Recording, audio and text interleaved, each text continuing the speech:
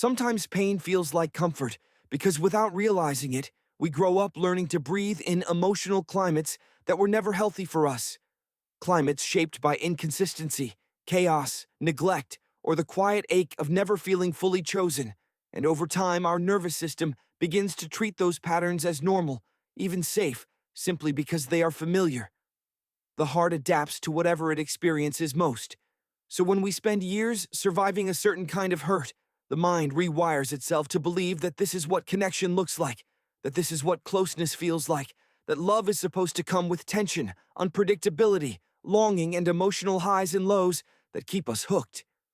And so, we start mistaking anxiety for excitement, intensity for passion, longing for attachment, and emotional turbulence for depth, not because they truly are love, but because they echo the emotional rhythm we grew up in. Someone treating us gently can feel confusing. Someone being consistent can feel suspicious. Someone choosing us without games can feel unreal.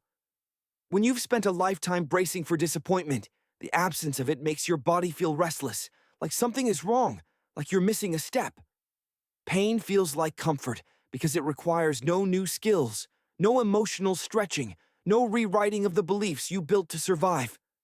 It lets you stay in the posture you know, guarded, hyper-aware, half hopeful, half afraid, waiting for the other shoe to drop.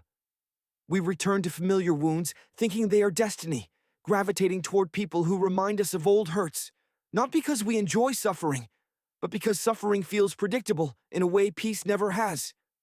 That's why the wrong people can feel right at first. They mirror the emotional patterns you unconsciously recognize. The push and pull, the hot and cold, the feeling of being good enough one day and forgotten the next. Healthy love, by contrast, feels foreign because it quiets the noise your heart is used to living with. And at first, quiet is uncomfortable. Healing feels unsettling, not because it's bad for you, but because it challenges everything you learned about safety.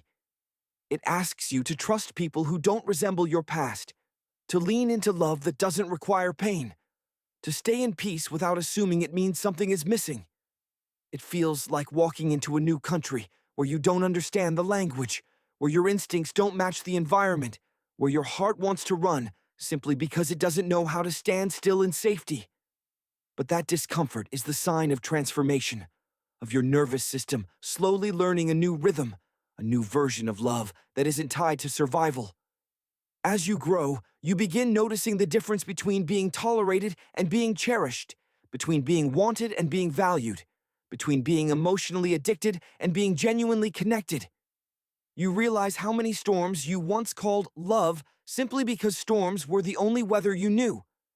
You see how often you confused emotional endurance with emotional intimacy, how often you reopened wounds because healing felt too gentle, too quiet, too unfamiliar. And then, one day, something shifts. The familiar pain loses its comfort because you've outgrown the environment it belonged to. You start craving clarity instead of chaos, steadiness instead of intensity, appreciation instead of anxiety. You meet people who show up consistently, who communicate instead of manipulate, who love without making you guess. And your first instinct might be to question it, to distrust it, to run from it. Not because it is wrong, but because it is new. This is where healing asks for patience, because your heart needs time to learn that safety is real, that calm is not punishment, that stability is not boredom, that love does not need to be earned through suffering. Little by little, as you choose peace over drama, honesty over guessing games, self-respect over craving someone's validation, you begin creating a new definition of home.